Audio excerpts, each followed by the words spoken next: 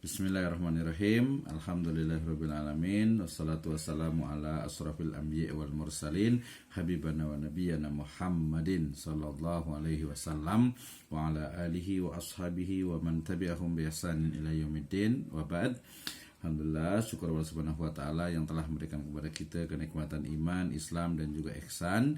Kemudian salawat dan salam sama-sama kita panjatkan kepada junjungan alam habibana wa nabiyyana Muhammadin sallallahu alaihi wasallam, kepada seluruh ahlul baitnya, para sahabatnya serta orang-orang yang senantiasa mengikuti jejak sunnahnya hingga akhir zaman. Alhamdulillah, qala Allah Ta'ala fi kitabihil karim, a'udzu billahi minasyaitonir rajim, yarfa'illahu alladhina amanu minkum walladhina utul ilma darajat. Wa qala Rasulullah sallallahu alaihi wasallam, talabul ilmi faridatun ala kulli muslim. Wa fi riwayatin ukhra, man salaka tariqan yaltamis bihi ilman sahhalallahu lahu bihi tariqan ilal jannah. Alhamdulillah, kita akan lanjutkan daripada subjek kita di ilmu statistik, dan saya akan lanjutkan daripada riset metodologi khasnya yang menggunakan statistik, yaitu di quantitative method. Ya, tadi kita dah sampai pada beberapa alternatif dan juga variasi ataupun varian daripada riset metodologi di kuantitatif, mulai dari deskriptif kuantitatif, kemudian komparatif two sample, kemudian juga komparatif multi sample, lebih daripada 2 sampel, kemudian korelasi dan juga simple regression, kemudian correlation dan juga multiple regression, kemudian associative comparative dan juga model struktural jalur ataupun path analysis, dan juga struktural untuk evaluation models atau SEM Nah, dari sini kita juga belajar terkait dengan apa itu penelitian deskriptif, kemudian juga bagaimana daripada penelitian komparatif 2 and 3 sampel and more maybe, kemudian juga di correlation reciprocal, ada yang causal correlation, ada reciprocal correlation dan juga symmetris correlation. Nah, kemudian di hubungan antara correlation between X and Y, di sini kita hanya ingin mengetahui tentang X itu berapa, dia punya value, kemudian juga macam mana hubungan antara X dengan Y, Kemudian ini di yang kedua tadi correlation, di mana X ini dia berpengaruh terhadap Y. Jadi Y ini dia tak sendiri, dia ada pengaruhnya. Jadi dia dependent, variable dependent. Kemudian X-nya ini adalah variable independent, yang dia akan mempengaruhi daripada dependence variable. Dia punya formula adalah ini rata jadi pengaruh R ini dia simbol daripada pengaruh X terhadap Y. Ini 0,68 dan seterusnya. Ini rumusan masalahnya, seberapa tinggi X-nya ini berapa, Y-nya itu berapa, kemudian ada tak pengaruh daripada X ke Y. Kemudian ini hubungan resiprokal, maknanya ada keterkaitan, sebesar apa hubungan antara X dengan Y, dan juga Y dengan X, dia saling berhubungan, saling mempengaruhi. Kemudian ini yang disebut dengan multiple regression atau regresi linear, multiple linear regression, atau regresi linear berganda, di mana dia bukan hanya ada X dan Y-nya satu, tetapi ada X1 dan juga X2 yang dia berpengaruh terhadap Y. Demikian juga X1 dan X2 secara simultan, secara bersama-sama dia berpengaruh terhadap Y. Jadi rumusan masalahnya kita akan tahu seberapa besar, seberapa tinggi daripada X1 ini, kemudian juga X2-nya, demikian juga seberapa tinggi dari Y, kemudian ada tak pengaruh secara langsung daripada X1 ini, X1 ini terhadap Y, kemudian juga pengaruh ya di sini nomor 5 nih, seberapa besar pengaruh X2 ini terhadap Y, dan juga secara simultan X1 dengan XY ini berapa pengaruhnya terhadap Y ini di R yang 0,75 ini. Jadi menghitung secara statistik daripada pengaruh ya X dan juga X1 dan juga X2. How to analyze ya, analisis perhitungan rata-rata. Ini 3 varian. Kenapa? Karena ada X1, X2 dan Y. Ya, dia menggunakan korelasi dan regresi sederhana. Kemudian juga korelasi dan regresi ganda. Ya, jadi dia yang gandanya ini ada 2 ini. Kemudian X1 terhadap Y itu adalah regresi linear simple regression. Kemudian juga X2 ke Y ke Y ini juga simple regression. Ya, ini yang digunakan dan paling banyak digunakan. Dan sekarang kita udah guna SPSS ya, jadi tak perlu risau, tak perlu penat, tak perlu pusing ya. Jadi tak perlu kita hitung lagi statistik, tinggal kita masukkan, insya Allah dengan mudah ataupun senang kita menghitungnya ya. Nah, tadi kalau ada 2 yang sebelumnya, ini ada 3, X1, X2 dan X3 ya. Jadi X1 terhadap Y, X2 terhadap Y, X3 terhadap Y, X1, X2 dan X3 secara simultan, secara bersama terhadap Y. Jadi dia multivariat atau multivariable. Jadi variabelnya ada 3 ya, yang independen itu ada 3. Jadi ini berpengaruh terhadap ini. Nah, ini teori statistiknya ya. Nah, ada juga nih yang Y-nya dia bukan hanya 1 ya, tetapi ada 2, Y1, Y1 and Y2 ya. Ya, jadi menganalisis misalnya pengaruh merek X1, country of design ya, X2 dan juga country of manufacture ya, X3 terhadap persepsi kualitas Y1 dan juga niat beli ya di Y2 atau Y2 ya. Jadi ini saling mempengaruhi ya, walaupun ini satu variabel yang independen, dia berpengaruh terhadap 2 variabel yang dependen. Nah, ini Y1 dan Y2 gitu ya. Jadi ini yang lebih detail lagi ya, yang lebih detail lagi. Oke. Kemudian ini terbalik. Jadi kalau multivariat, kalau tadi yang regresi itu X1 bisa X2, X3 terhadap Y1 ya. Tapi kalau yang multivariat itu adalah yang independen X1, X1 ini dia ternyata berpengaruh terhadap bukan hanya Y1 ya, bukan hanya Y1 ya, tetapi juga ada Y1, Y2, Y3 dan juga Y4. Sorry, ini salah ya. Yang terakhir yang last itu adalah Y4, yang Y3. Jadi ini pun ada pengaruhnya. Misalnya inilah misalnya kesolehan dari ibu bapak. Ini kan hanya 1 nih. Kesolehan ibu bapak ini berpengaruh terhadap apa saja ya, terhadap anak-anaknya nih ya. Maksud anaknya bukan anak 1, 2, 3, bukan, terhadap misalnya kecerdasan anak ya, terhadap kesolehan anak, terhadap mungkin perilaku anak ya, kemudian juga terhadap kesopanan anak. Itu ya. Jadi dia ternyata kesolehan orang tua ini bukan hanya 1 saja, tapi banyak bagian gitu ya. Termasuk juga mungkin ini terhadap mungkin kalau kita bertuangan ini ada tamu, ada tetangga, ada tetangga atau jiran. Ini di sini ada mungkin kawan di kampus, atau mungkin ini kawan di office dan seterusnya. Jadi kesolehan tuh mestinya memang banyak berpengaruh ya terhadap yang lainnya gitu ya, kesolehan individual ataupun kesolehan secara sosial ya. Ini adalah multivariat ya. Jadi ada X1 yang dia adalah independen, kemudian berpengaruh terhadap variable dependent ataupun dependent variables, yang dependent variables ini tidak hanya 1 tapi multi ataupun banyak. Oke.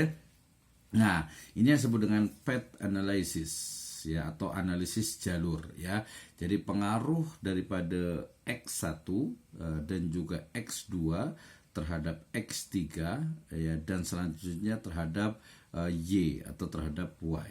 Jadi ini lebih banyak lagi. Ini misal sebagai contoh, ini adalah pola pendidikan anak. Kenapa terus pola pendidikan ya? Oh, ini mungkin ya pola pendidikan anak di rumah ya. Kemudian di sini ada pola pendidikan anak di sekolah gitu ya, terhadap prestasi.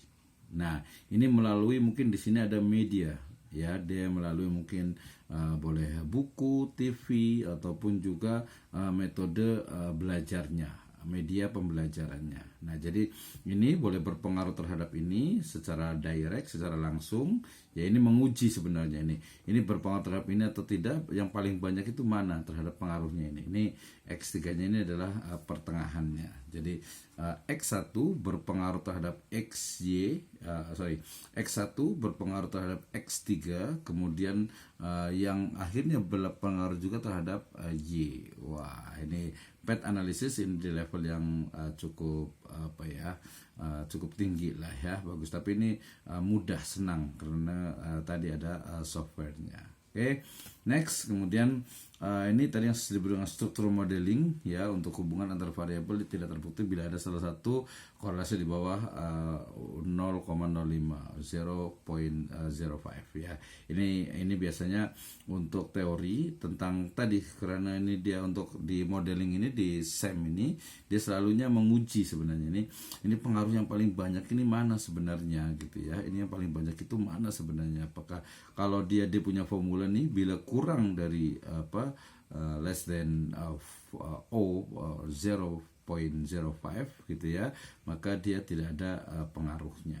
Nah, kita bagi contohnya. Ini tadi yang disebut dengan structural equation modeling, ya.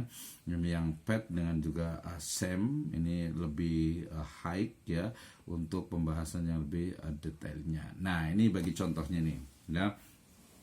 Contohnya adalah misal saya nak tahu pasal pengaruh ya, pengaruh daripada leadership style ataupun gaya kepemimpinan satu hospital ya. Jadi leadership style ataupun gaya kepemimpinan dia satu variabel ya di X1 ya. Kemudian di X2-nya adalah iklim kerja. Iklim kerja ini macam suasana ya, suasana daripada tempat kerja tuh. Boleh juga macam corporate culture ataupun budaya kerja. Nah, X1 nih dia boleh berpengaruh tak terhadap semangat ataupun motivasi kerja ya.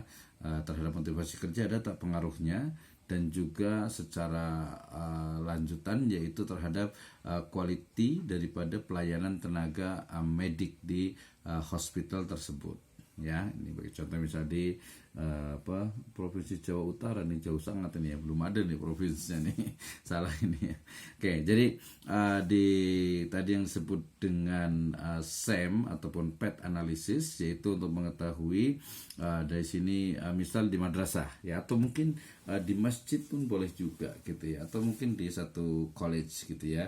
Jadi gaya kepemimpinan daripada satu kepala sekolah ya, prinsipal ataupun manajer, dia berpengaruh tak terhadap misal corporate culture-nya ataupun motivasi kerja, dan juga nanti terhadap quality-nya. Jadi quality satu services, layanan ya, di college, di university, di madrasah, di masjid, itu apa sahaja yang mempengaruhinya ya. Jadi kualitasnya apa saja. Mungkin nanti boleh juga termasuk juga keuangan gitu ya, finance gitu ya. Misal satu masjid misalnya ya, satu masjid misalnya dia punya layanan tuh bagus ya, macam kalau di Indonesia ini ada satu masjid di Yogyakarta sana namanya Masjid Jogokarian ya, di mana dia punya layanan tuh bagus, dia punya facilities pun bagus, kemudian juga ramah gitu ya. Nah, ternyata ada tak apa pengaruhnya? Pengaruhnya apa nih? Nah, nanti kalau dari faktor keagamaan ini memang agak sedikit problem, maknanya kena kita fahamkan dan juga kena kita kuantifikasikan daripada keberagaman itu macam mana, layanan itu macam mana. Jadi kalau di kuantitatif nih, seperti saya cakap di awal tuh, bahwa dia memang berangkat ataupun dia start from paradigma dari positivism, di mana positivism ini memang tak ada tempat lah untuk wahyu ataupun macam agama, dia dianggap macam culture sahaja ya. Oke, jadi ini ada pengaruh gaya kepemimpinan, kemudian satu hospital, rumah sakit, ya itulah X1, X2-nya adalah corporate culture ataupun iklim kerja, kemudian terhadap motivasi kerja X3-nya, dan dampak selanjutnya atau pengaruh selanjutnya terhadap quality pelayanan tenaga medik di hospital tersebut. Nah ya, tadi kita boleh tukar di masjid, kita boleh tukar di satu madrasah, college, ataupun satu institusi tertentu. Misal pun ada, boleh misal di satu kedai. Nah kita tengok mungkin ada satu kedai itu dia mungkin dia punya services, dia punya layanan tuh bagus gitu ya. Nah apa yang kira-kira membuat layanan bagus nih ya? Karena manajemennya kah?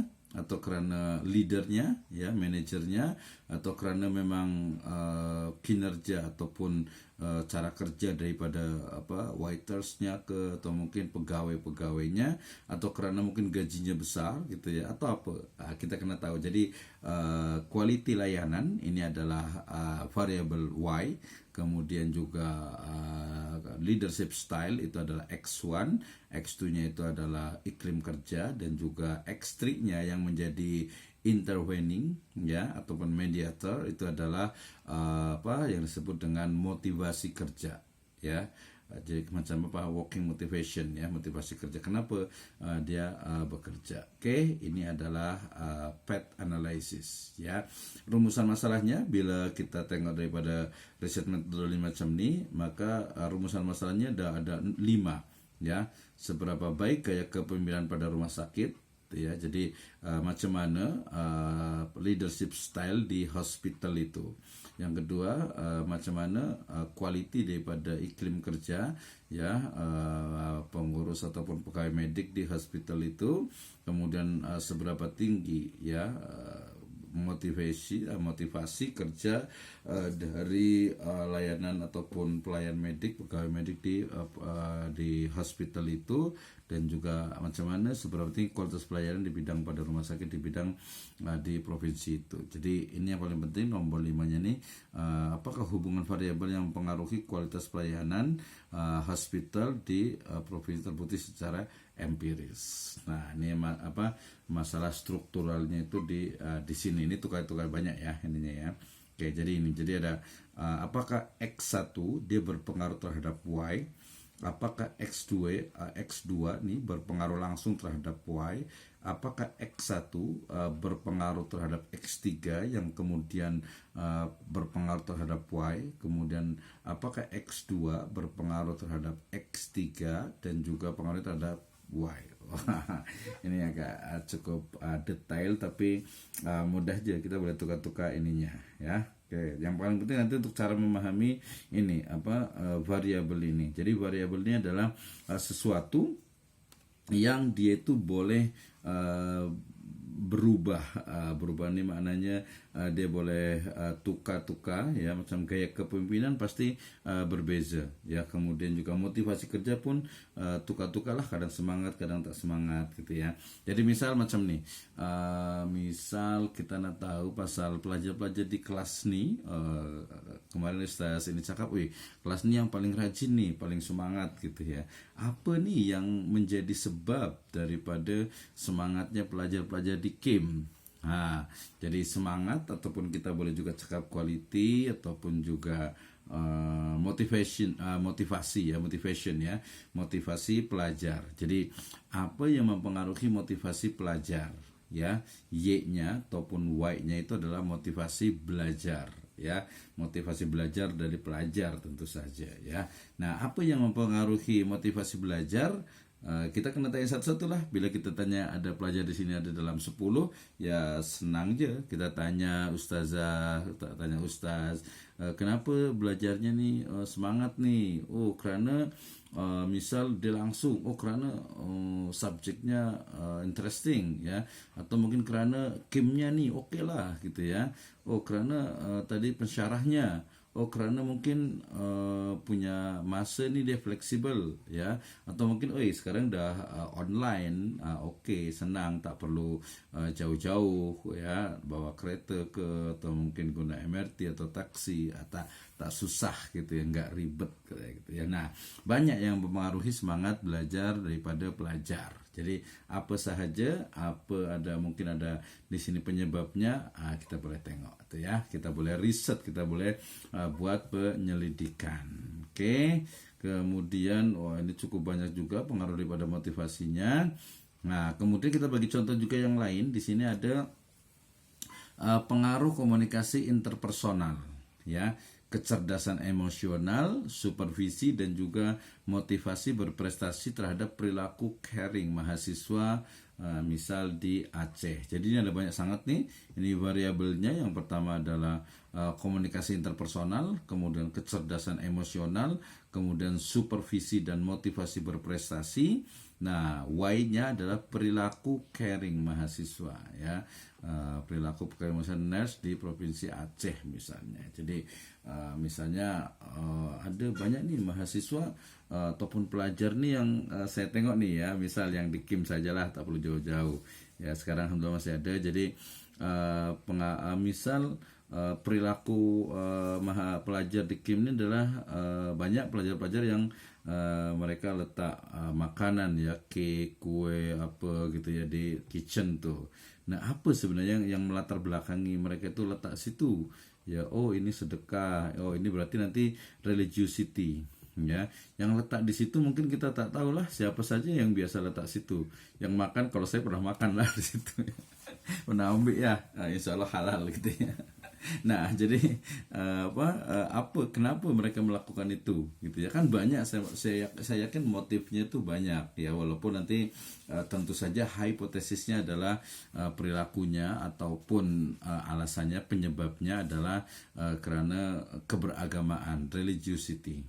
Ya, jadi tingkat keberagamaan gitu ya, atau mungkin karena memang di rumah ada makanan gitu, mungkin letak di situ, tapi saya yakin dapat pahala lah. Saya rasa hipotesisnya dan kemungkinan besar kalau kena di riset itu adalah karena ingin dapat pahala dan seterusnya. Jadi tapi kan tak hanya satu, saya rasa bukan hanya pahala, tapi kita boleh detailkan lagi ya, kita boleh detailkan lagi. Oke. Kemudian ini yang tadi cukup banyak ya, jadi bukan hanya X1 dan X2, tapi X2, X3 dan X4-nya. Jadi dia jadi intervening ataupun mediator ya, mediator untuk berpengaruhnya terhadap Y atau terhadap Y ya. Misal